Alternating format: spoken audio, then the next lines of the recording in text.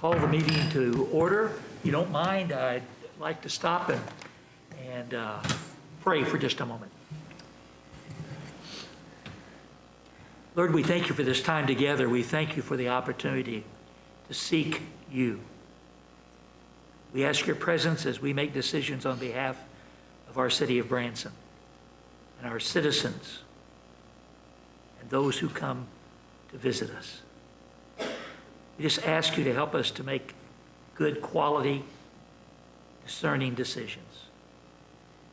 In Christ's holy name we pray. Amen. Amen. Madam Clerk, would you please call the roll?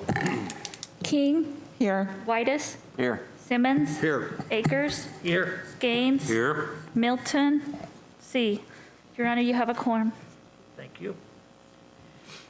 Today's meeting's a little, we're going to change some things in flight because of making sure we have enough folks here.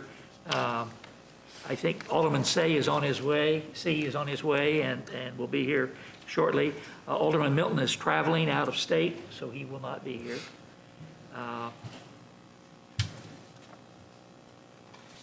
We'll open with the TDD meeting to take place, and it will stay open during the TDD meeting.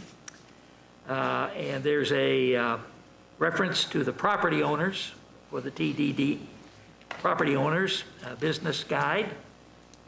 Madam Clerk, would you please call the roll for the property owners of the Branson Landing Transportation Development District? King. Here. Whitus. Here. Simmons. Here. Akers. Here. Gaines. Here. Milton and C are absent. Thank you, Your Honor. Have a quorum? Yes, you do. Thank you. There's the first order of business is approval of minutes from the July 18th, 2019 minutes, which seems like an awfully long time ago right now. So is there a motion to approve the minutes of that meeting, July 18th, 2019? So moved, Mr. Mayor. Is there a second? Second. There's been a motion and a second. Any discussion? We all get to vote, so I need to We're going to have to raise hands. go ahead, raise hands, okay. I call for the vote. All in favor of approving the minutes, raise your right hand. Is that okay, or do we need to do it? No, that's fine. Thank you. Aye. Okay, looks like there are 5 votes available and 5 yeses. All right.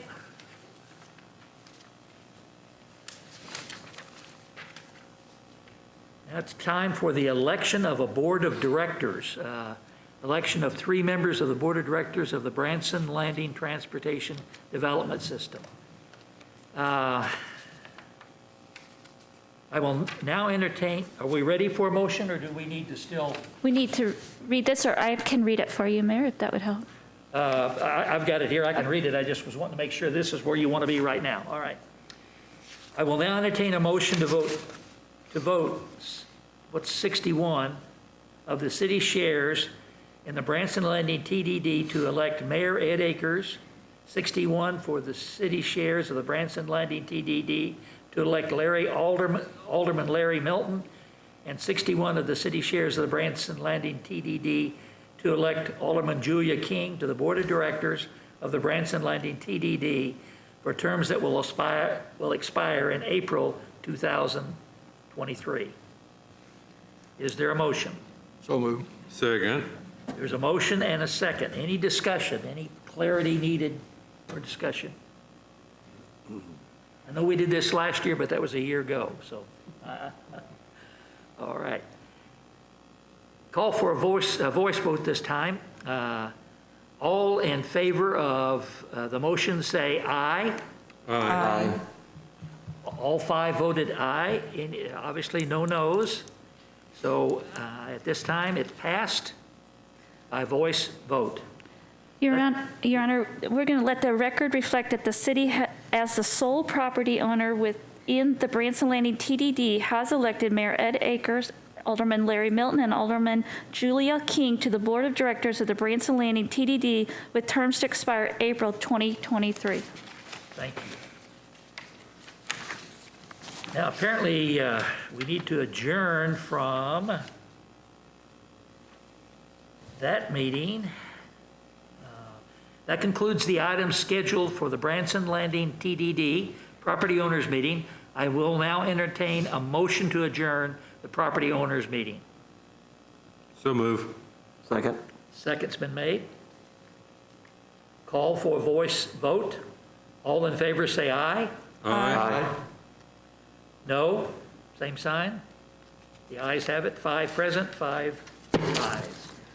The meeting of the Branson Landing TDD property owners is adjourned. Taking care of stuff before we get to the study session. All right. Now, this is a meeting of the Board of Directors, Branson Landing Transportation Development District. The meeting of the Board of Directors of the Branson Landing Transportation District is now called to order.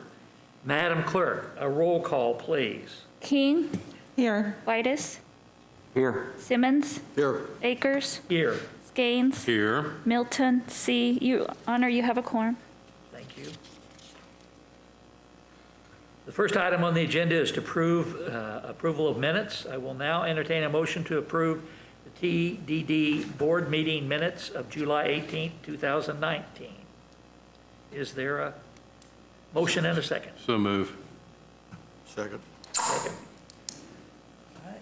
There he is. Welcome. Let the record show Alderman C is now here and available to vote. Come on down. We're getting ready to vote on the approval of the Board of Directors for the Branson Landing Transportation Development District. Your Honor, can we just take 1 second and let me Yeah. catch him up? Page 6. Do we need to show him?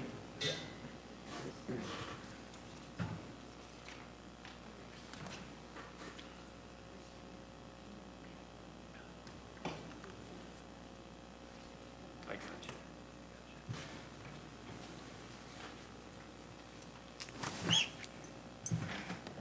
Thank you. There's been a motion and a second. It's a voice vote. So at this time, I'd ask for the alderman in favor to vote yes for a voice vote on approving the minutes. Yes. Yes. Yes. Any noes? So, Your Honor, just to clarify, we have Alderman C and Alderman Whitus not voting at this time, and everybody else has voted yes. That would be 4 votes. Thank you. Since Alderman C and Alderman Whitus are new aldermen, that is why they can't vote at this time. And that's the clarity. Thank you.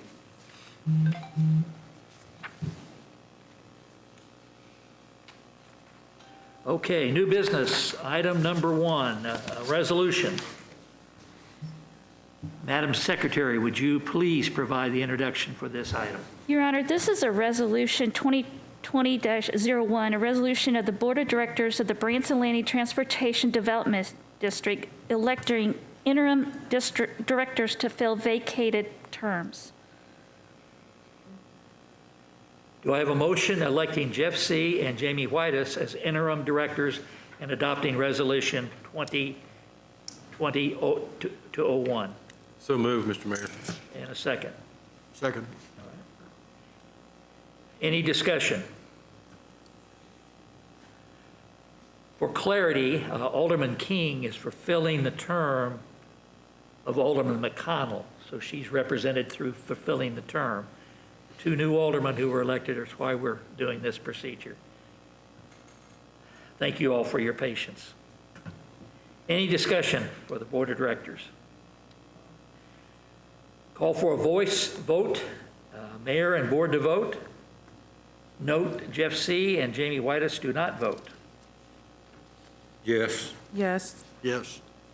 Yes, Thank you. We have a vote of 4-0. Thank you. 4-0. All right.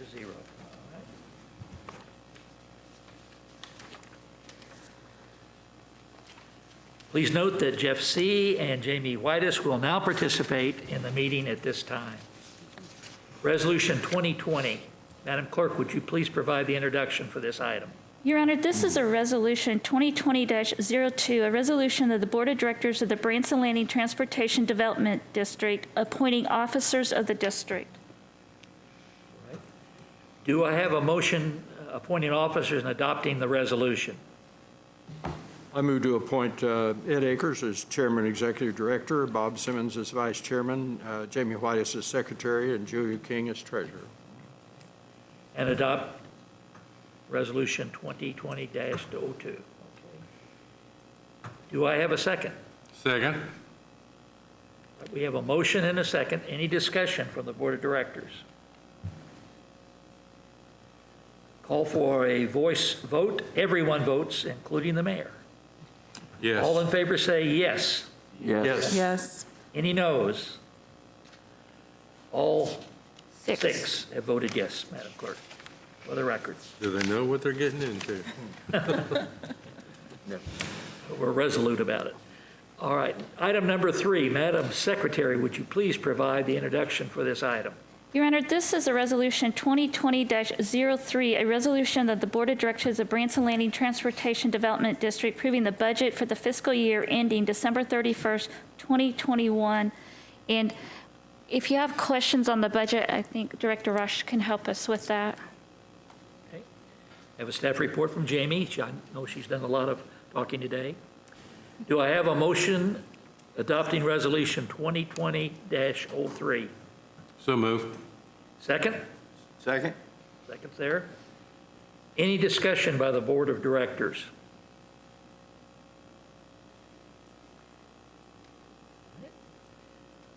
Call the vote. Mayor and board to vote. Note everyone votes, including the mayor. All in favor say aye. Aye. All opposed say no. The ayes have it, 6-0. 6-0. Thank you. Thank you, Madam Clerk. Adjourn the TDD Board of Directors meeting. Having no other business to come before the Board of Directors, that concludes the meeting of the Board of Directors for the Branson Landing Transportation Development District. I will now entertain a motion to adjourn the meeting. So moved. Second. Motion's been made, second. All right. Voice vote. Everyone who's in favor of adjourning say aye. Aye. Aye. All those opposed say no. Again, we have 6 aye votes. Passed. The meeting of the Board of Directors of Branson Landing Transportation District is now adjourned. And note the time, 1 p.m. right, 1 p.m., all right. Return to the Board of Aldermen study session, presentation of the tourism tax renewal. Jamie Whitus, please.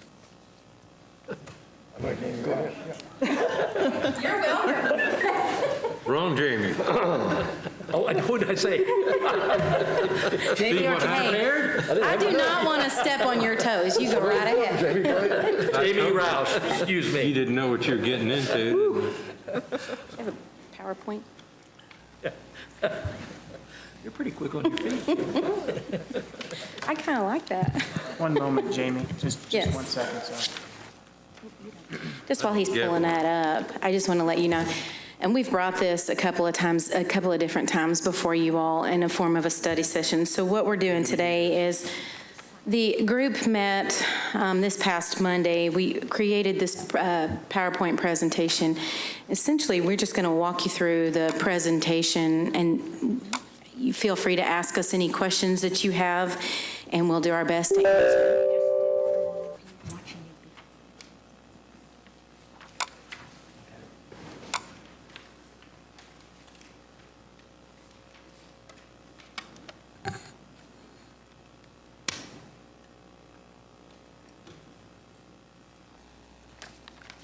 Ready?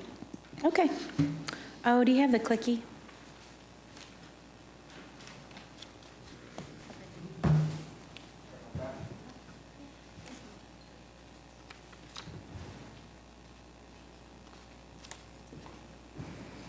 Okay, the tourism tax bonding capacity. We're bringing this before you today because, as you all know, our last debt service payment against the tourism for our tourism tax revenue bonds is paid off in January 1 of 2022.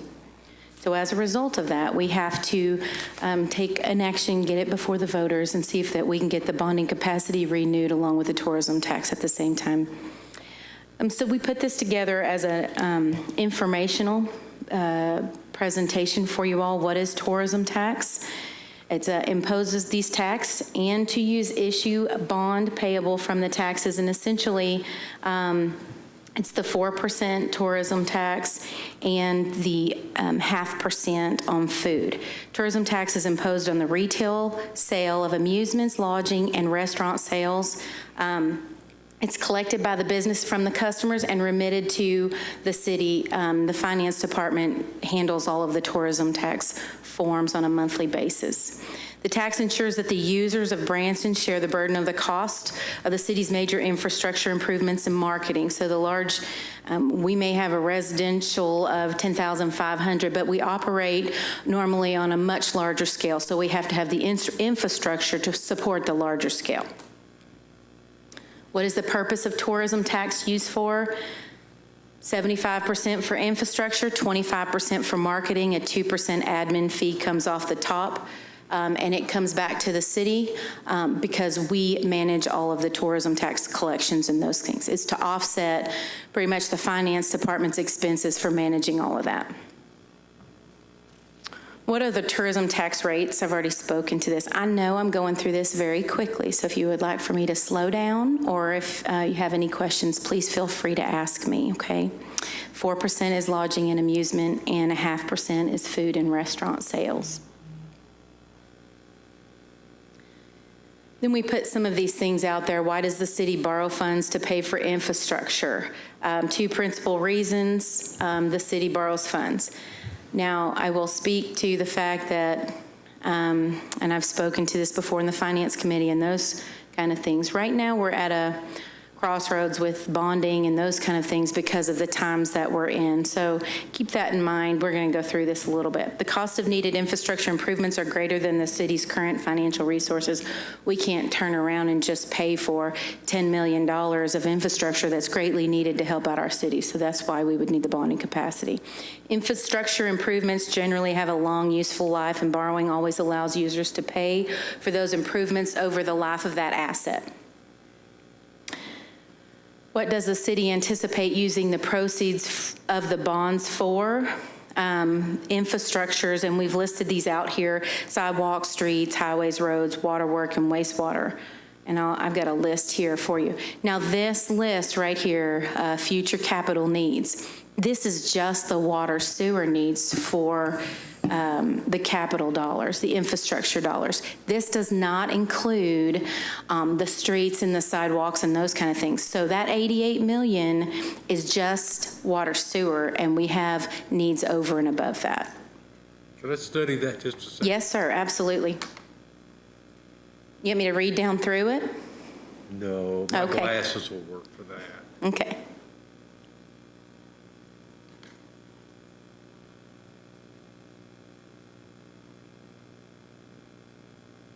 Cooper Creek needs some help, huh?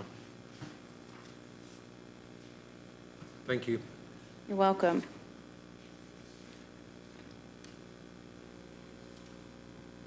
This is also a presentation that, would you agree and approve of this, that will go out and maybe help the public understand the needs and so on and so forth for this. Again, this is some factual information against what the voting requirements are. Supermajority vote, 4/7 or 2/3, depending on the election date. If we do it in April, it'll be 4/7. Maximum capacity is 20% of the last completed assessed valuation. I just brought that for the property tax levy before you all back in, I believe, August. So we did the calculation. The 20% is 93.4 million. So what we have on the ballot language that's going to be presented before you all on Tuesday is 93 million. Bonding capacity max for, I said 94 because I just kind of pulled it up, but I'd prefer to stay at the 93 to keep it, make sure we're got some room. We also put this out here: what can the tourism tax not be used for? And we went through this a little bit, and I'd like you all's input on this too. Does this confuse? But what our intent is behind this slide is to say, okay, we can't use it for salaries, we can't use it for operational expenses and those kind of things. But I don't want to confuse people because that word "not," even though it's bolded and underlined, it might get missed in somebody's reading it. So that would be the input that I would like back from you all to say, do you think this is necessary? It cannot be used for salary or personal expenses. It cannot be used for operational expenses, as what we just stated. That is why we spoke to it a little bit when we were doing the water and sewer increases. That's why we see annual increases to the water and sewer rates to our customers, because that's operational. Marketing expenses must be submitted on a reimbursement basis only and undergo a review. And that is done in the finance department as well, and all the reimbursements come back to us with all the full documentation, and then we go through it to determine that. Can't use it for wages and salaries, only marketing materials. Okay, marketing materials, periodicals, mail out, postcards, placards, stuff like that. Sure, and it also, I believe, promotional, marketing and promotional, that's thrown in there as well, too. So pretty much marketing, what we use for marketing is drastically changing from where we came. We used to do like brochures and flyers and all of that, and now it's more digital in nature. But anything that markets our cities to draw those customers and those people into our city to enjoy it, marketing. And this is a breakdown for the 2019 actual expenditures on how it was spent. Okay, so we have TIF debt that's still allocated $1.7 million. The tourism for the landing in the hills, the tourism is also a part of making sure those, because in a TIF, for the landing, it's 100% of what is captured out there. Well, a portion of what's captured is tourism. So that goes to pay for debt. General fund, capital expenditures, $678,454. Convention center, those are the marketing dollars. If you recall, every year we do a $500,000 budget for the convention center for marketing, and then that would be their actual spend in 2019. And then 3.2 million marketing would be what the city contracts with the chamber to do. And then we've already talked about the administrative fee and the airport payment that comes every year as well. Jamie, real quick, part of that marketing of 3.2 million also is to market the landing as well. Am I right on that?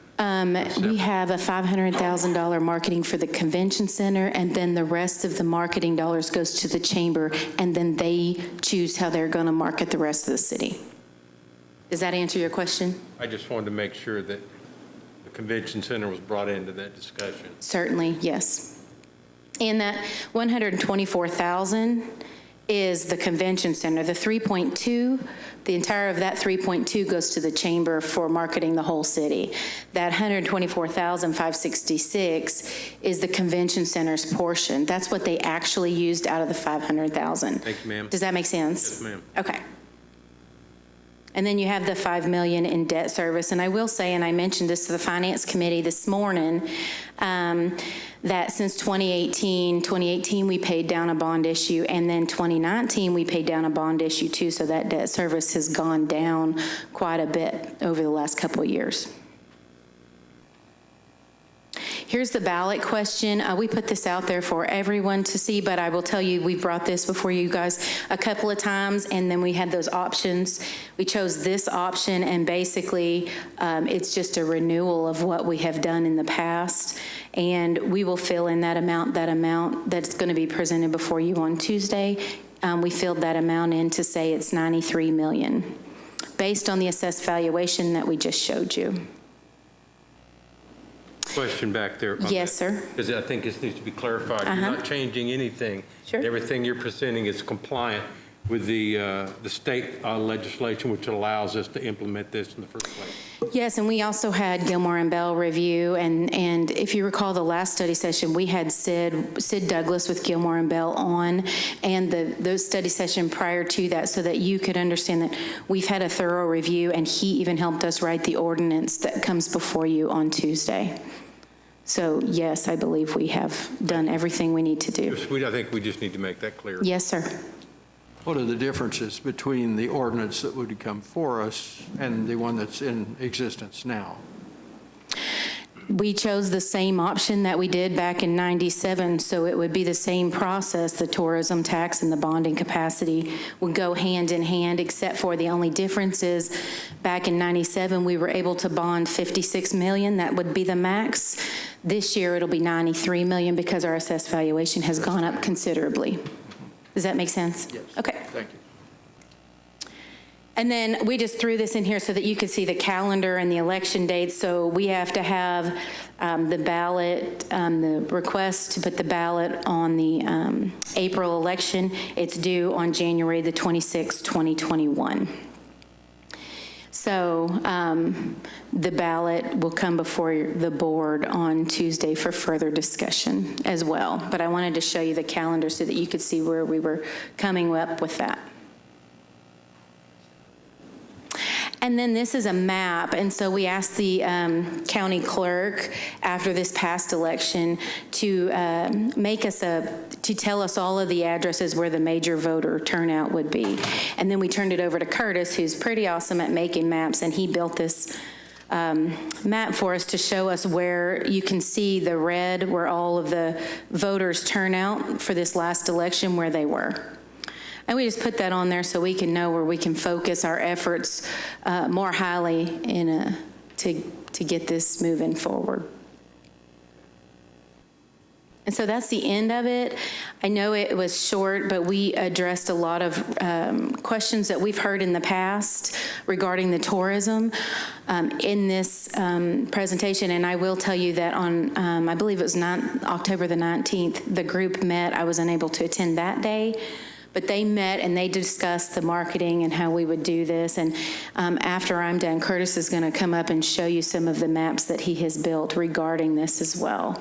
Is there any questions, anything that I need to address? Yes, sir. I wonder on the, let's see, on your talking points, you point out that that's the reason we have sewer increases is because this is capital. I think I'd like for them to reconsider that, because I think that there could be people reading that if they vote for this, they're voting to increase their water and sewer rates.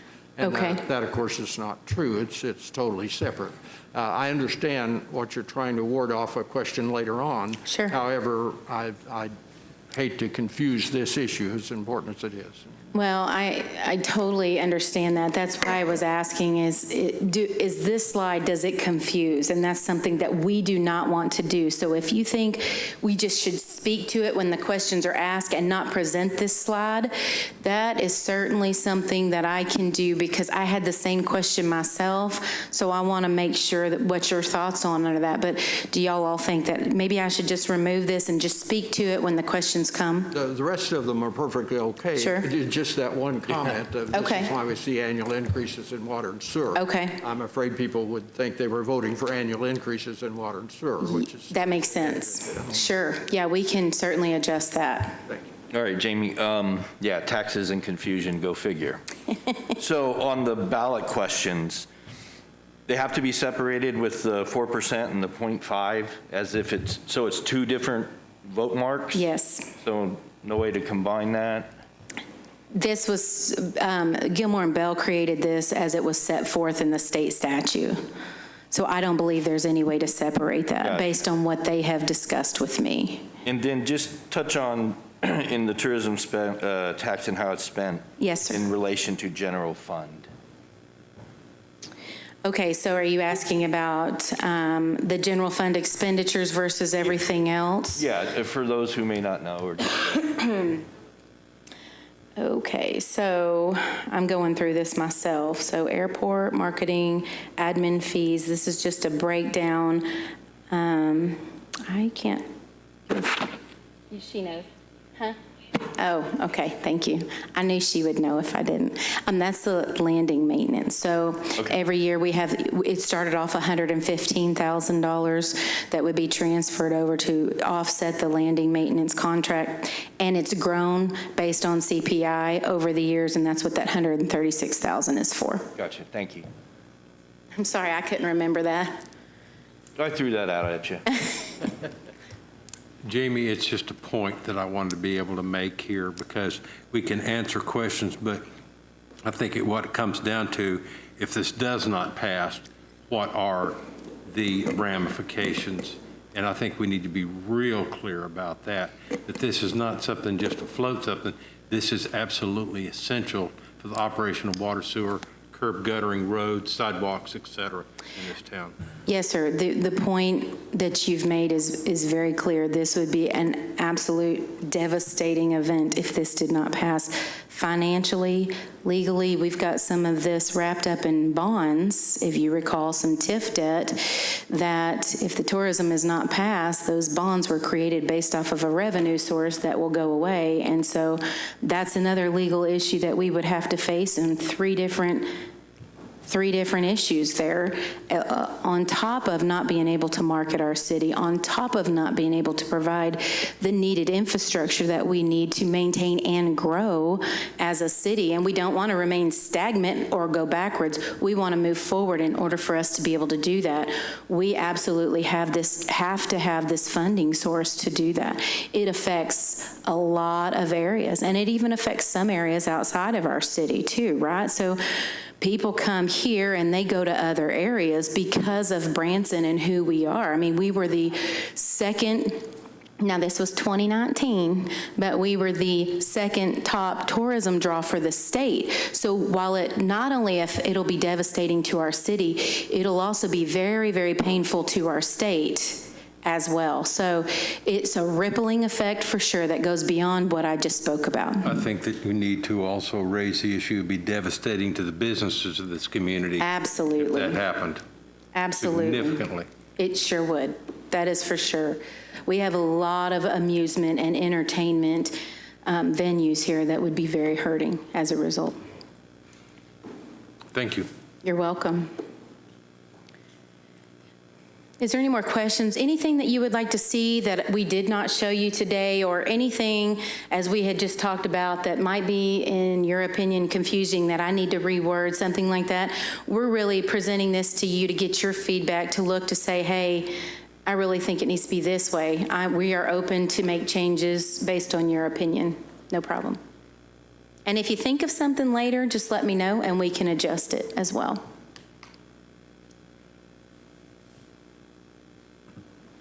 If there's nothing else, then I'll ask Curtis to come up and we'll go through some samples of his maps. He did a great job.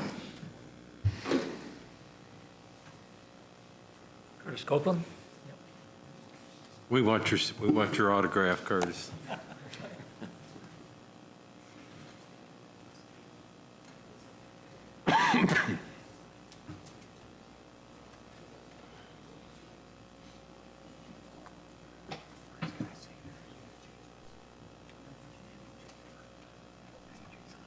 Oh, 26 of 26, all the way to the cotton picking end.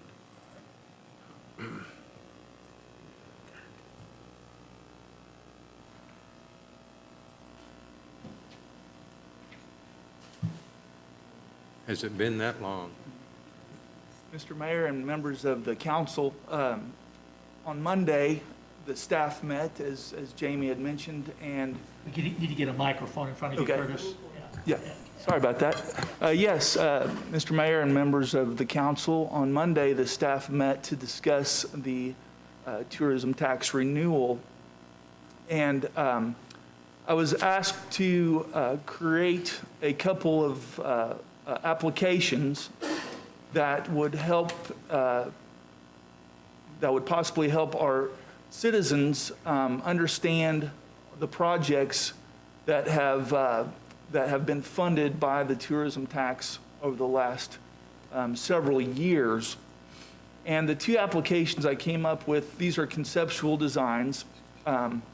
The first one we're looking at is called a story map. And I'd first like to say that both of these applications are built on GIS data from in-house, along with a lot of assistance from the finance department staff and utilities and engineering and public works as well, to gather the information. And this is also utilizing software that we have in-house through ArcGIS, our ArcGIS Online account, and also using our desktop GIS applications in-house. But the story map is kind of like a slideshow, but what sets it apart from a normal PowerPoint application is the fact that it includes interactive maps. Both of these applications you'll see today are internet-based, so all that's necessary is a browser for citizens or other viewers. So, and I also want to state that the information here is also conceptual in that some of the numbers and some of the facts may need to be revisited, but we did want to put something together to get your all's thoughts on these applications and if this is kind of the right direction. So on the story map, when you bring it up in a browser, we can go down through here, and each slide is based on an individual project. I've got a little note here at the first because these data sets are a little bit large and there's variations in internet connectivity for individual users. This example is the Cooper Creek wastewater treatment plant. It shows the date of its construction and a location and some descriptive information about the project. We could also put a price tag on it as well. And then on the map, on the right side of the panel, the map panel, you have the functionality of navigating on the map. You have some zoom in, zoom out capability, and you can pan around, and this little home icon takes you back to the overall extent of the project area. And what it's showing here is that the Cooper Creek wastewater treatment plant impacts a very large portion of town. This is the part of Branson that the Cooper Creek wastewater treatment plant is serving. We can also add photos. These are interesting photos from construction and when the facility was new. And as you continue to scroll down through the story map, it switches here. I tried to put some examples of wastewater, water, and transportation. This is the Fall Creek Road improvements done back in 1993 to 94. It gives again a general location and some information about the project. And again, on the map, you have the same capabilities to zoom around and pan around as you would on other internet mapping applications. Here's an example of a water project, the landmark water tower out off 165. Again, we can see some construction photos. This is actually raising the tank, and then the final completed project. And you can see the area of town serviced by the landmark water tower project. With water, it's a little bit different than sewer. Water is a looping, kind of a looping system. So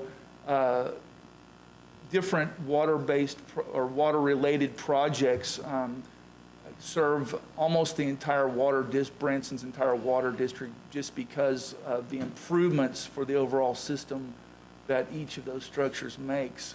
So that's how these, for instance, this blue polygon area, that's why a visitor will see this more frequently than they might the green polygon, which is the wastewater. Wastewater is driven by gravity, obviously, so those project areas change a little bit more than the water project areas. So as you scroll, the map interactively changes with the subject here on the left. Here's another example of wastewater system, interceptor system done back in 94, 95.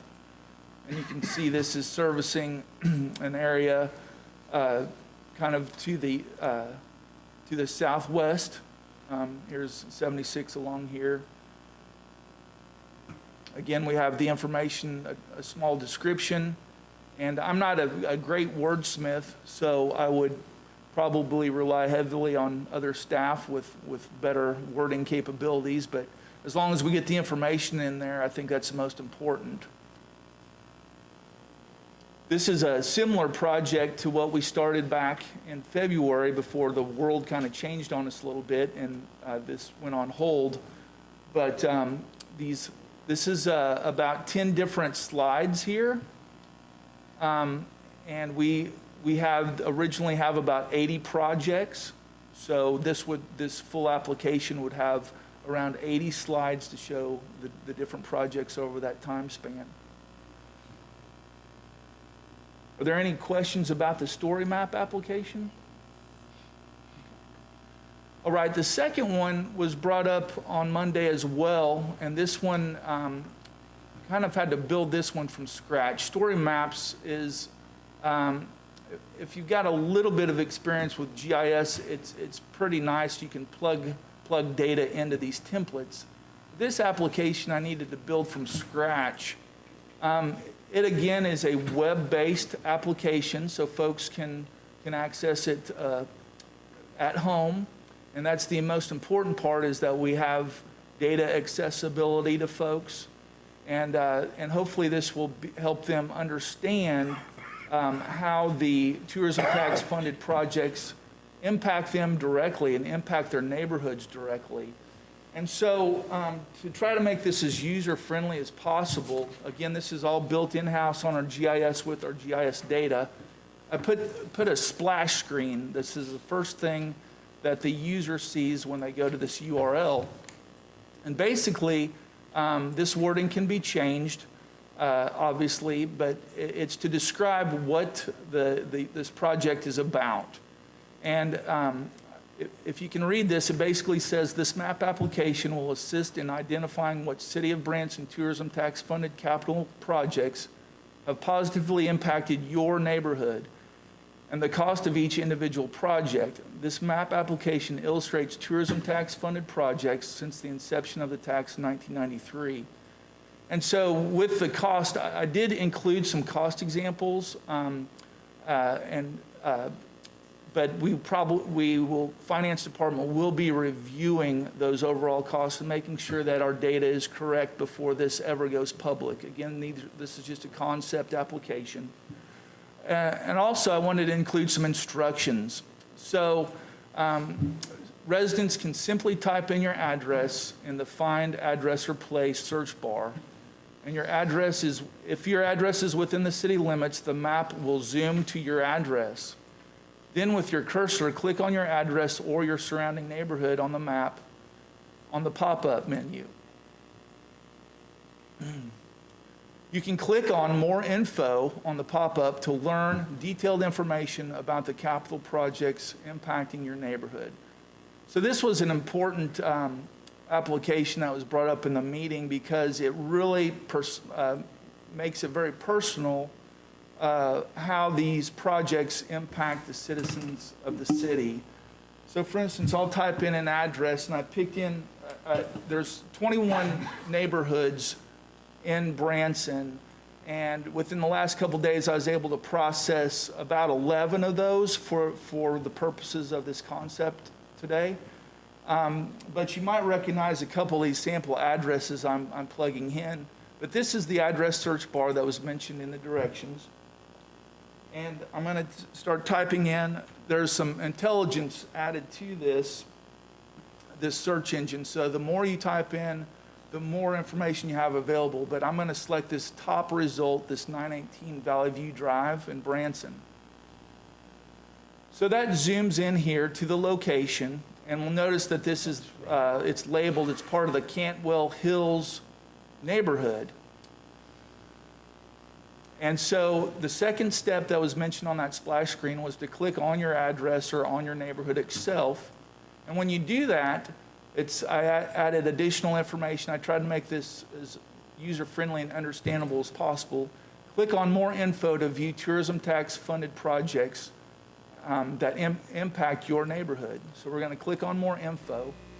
And it brings up a detail about the project name. These are all projects that impacted that specific neighborhood based on the neighborhood's boundary. And we have a project name, a date. You'll notice that some of these are missing. We're going to try to fill these in before we're going live. An address or a location, a project cost, and a description of each project and what it is, what it does. And then there's a total. So for this particular neighborhood, $33.9 million worth of tourism tax funded projects were created that positively impact that neighborhood, whether it be transportation, wastewater, or water. And this opens up as another window. And so we can go back and we can try another area of town. I've got another address we'll try. Let's see, let's try 3104.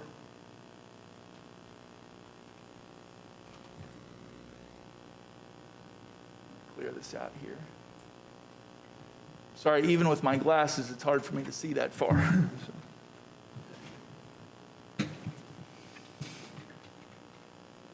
Okay, 3104 Riverstone was the first one. So we zoom into another neighborhood, the Lakeview Estates neighborhood. Now, these neighborhood names are kind of generic. They cover a much larger area than a platted subdivision name, obviously. So I'm going to click here and click on more info. And it brings up the project list that impacted the Lakeview Estates neighborhood area of town with the total cost as well. So over the past couple days, this is what I was able to come up with for the request that came out of Monday's meetings. And again, it's in hopes that this will be an easy tool for our citizens from their own computers to be able to learn more about just exactly what the tourism tax does for them and their city as citizens. And a lot of times, although I am quite biased being a GIS guy, I always feel like a picture is worth 1,000 words. So if they're able to see this from a map standpoint, that geographic reference might be more impactful than just looking at facts and figures on a PDF or a spreadsheet. Are there any questions about this? Again, we're just a couple days into this, and lots of modifications can be made, improvements and so forth. But do you all have any questions? Yes. Back on that last one where you showed Lakeview Estates, it showed, some of the information it showed though was like Branson North. So why was that in that more info? Okay. So for instance, on the Branson North, let's see. Okay, so you have Branson Landing Sewer and Branson North, this 8-inch water line improvement for Branson North. Yeah. Okay, so on the Branson Landing Sewer, the reason that shows up is because, again, the Lakeview Estates neighborhood incorporates a much larger area than just Lakewood Estates. Well, I know that, but there's also a Branson North. Why is the very last thing where it talks about Branson North installation, why is that showing up on Lakeview Estates? Because when you showed your big map, it showed Lakeview Estates and then it showed Branson North. Right, and that goes back to my discussion about the water system being it's a loop. The entire system, each improvement on anywhere in town is an improvement on the overall water system because it's a continual loop. And I don't know if Mike Ray is in here to back me up on that, but he might be able to explain that more. So you're not going to see a lot of sewer projects that are outside of the neighborhood, but you'll definitely see water projects that positively impact neighborhoods throughout town. Does that help answer that question? Well, and then when it says Uptown Cafe, that's not part of Lakeview Estates either. So I guess I'm just confused on why some of this stuff's populating under Lakeview Estates. Okay, yeah, the Uptown Cafe, and again, this is where the wordsmiths are going to really help this out. The Uptown Cafe was part of that original project name back in the 90s for the Yeah, I landmark remember water that tower now. because of its location. And so, yeah, things like this is why these types of meetings are great, to get more input on how these things are described so that they are less confusing. But the Uptown Cafe is a location description from So the... that water tower feeds clear to Lakeview Estates? Yeah, Mike, can you help Okay. explain the city water system? So we'll go back to the 8-inch water main in Branson North. What we did was take a water main extension from the Stockstill Park area, went across the Roark Valley, went up into Cahill, Branson North, and tied that to a looping system to well number 5, which is located by the junior high school on Highway 65. The junior high school was the only water source for the estates they were just discussing, other than the bridge across downtown. Whenever we had issues with the mains coming out of that tower, then we had no backup. But now we have backup through Branson North, through Cahill, back to well 5, back down to towards the lake, to all of those properties. So we looped that system. And Some of these are going to be a repeat, no matter what the neighborhood exactly, is. Okay. exactly, right. Yeah, that's exactly right. So you'll, as users will click through and click around the map, they'll see several projects repeated.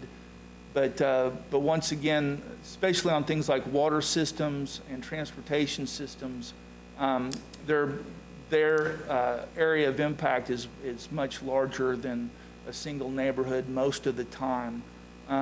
With the sewer projects and so forth, those areas may be more defined and finite and only impact 1 or 2 neighborhoods, but with the water and transportation, it's going to be a little different story. And again, if there's a better way to help lessen the confusion once the final project is done with, we can definitely address some of those suggestions and try to brush this up a bit. Are those listed in alphabetical order by project name? No, they're not, and nor are they in chronological order either at this point. But those are very good ideas, absolutely. I would think chronological order would be best. If the intent is to build a case for why people should vote for the tourism tax because it's affected them, then obviously we need to try to make it as understandable as possible. Some way of being able to tie it directly. If I live in a neighborhood, how does that impacted me? And therefore I want to be for the tourism tax because it helped me. So I appreciate this is a whole lot of information. And it's how you put it together. I think the ideas of chronological or even alphabetical in certain cases might be real beneficial. But we want to make a good case for the fact that this is beneficial to the citizens of Branson and to where I live in my neighborhood. Yeah, and also this one other thing I wanted to add is this isn't dependent upon typing in an address. You have the full navigational capabilities as well. So for instance, if you had a residence in Cantwell Hills, but had a business out here in the Gretna neighborhood, users can navigate around and explore around the entire town to see the different project impacts throughout town. Simmons? Is there any, would there be any way to add a note addressing what Jamie said and what Mike explained, that these may benefit numerous neighborhoods, so the same project may appear in numerous neighborhoods? I was just thinking if you have a negative attitude on this, that's something you would pick at And I think we ought to take as many of those away as we could. And if there was a way you could incorporate a note explaining that when they go to that other information, I think that would take care of that problem. Yes, yes. You know, a good part might be whenever users first open the project, they get that splash screen with some instruction. We can add whatever information we want to on there, and we can change the colors of the text or make bolder informational statements or so forth. And then obviously they'll have the option to click to disable that splash screen in the future. That'd be a good spot before they even start going into the map to get that explanatory information to them. You know, in regards to water systems or maybe some specifics about transportation or sewer projects. There may be a symbol that you can put next to each of those line items that show up multiple times. Oh, that's good idea too, yeah. And I almost wonder if you could just list all the projects and then highlight which neighborhoods they helped or anything. I mean, you've done a lot of great work here. I just need to, with the cost of some of those projects, I almost list them chronological and then what parts of town those helped. Mm-hmm. Right. And if I'm not mistaken, part of the system is a safety valve type concept of, if I get a major break in this one area that feeds, then there's the option to bring water from another area. And for a lot of people it may be helpful that they would understand it's a safety backup system, so that if water does go out in one area, we can utilize the loop system to bring water to them. If that is that true?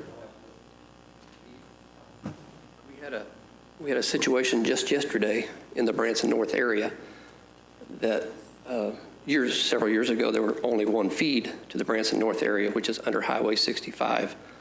And a contractor hit a line yesterday and broke that line. We had to shut it down for repairs. If we hadn't had the 8-inch loop system that we just talked about to feed to the backside of Branson North, the entire subdivision would have been completely out of water. I guess they didn't call one call, did they? Yeah, it was. Mr. Mayor, this is just history, but 3 of us here have been around long enough to see what this water and sewer system was before. Right down on the east part of the parking lot of the Engler block, we gave the city an easement because nobody else up on the strip would give the city an easement to serve back in there where Medley's house is and Suncrest condominiums and that whole area back there were served with a 2-inch water line. 2-inch. Somebody flushed their toilet, the other one didn't work. And that's how bad it was.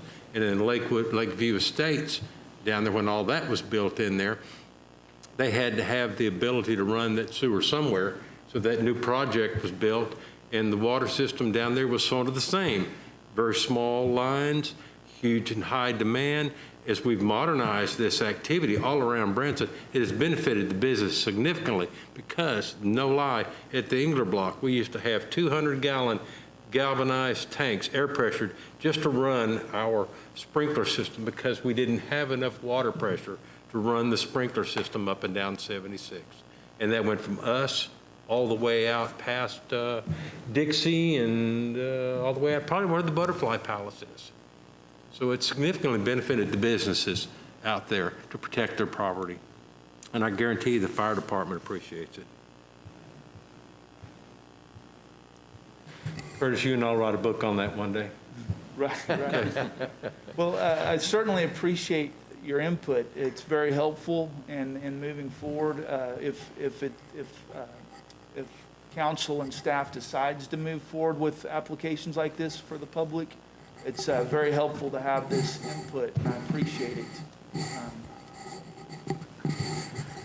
Is it possible to highlight any planned or conceptual projects that are happening in the future that would be at risk or dependent on this? I mean, it's great for people to see what's been completed so far, but maybe just as important for them to see what should be coming down the pipe. Yes, very much so. So a GIS kind of works like a layer cake. And so we can add as many layers to this map that we would like to. For instance, other than the base map, which is just a reference showing the roads and different landmark names, the only layer in this particular map right now, only functioning layer, is the neighborhood boundaries.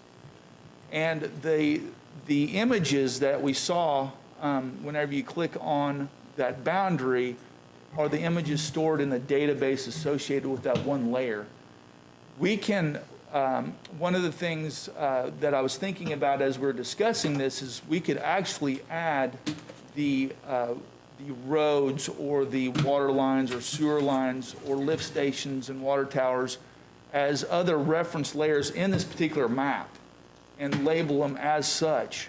That we try to keep things kind of general when we're talking about utilities and putting that information out there for the public on the internet, because of things like, well, if I see it online, that must mean it's true, so I'm not going to call one call before I dig, you know, that type of thing.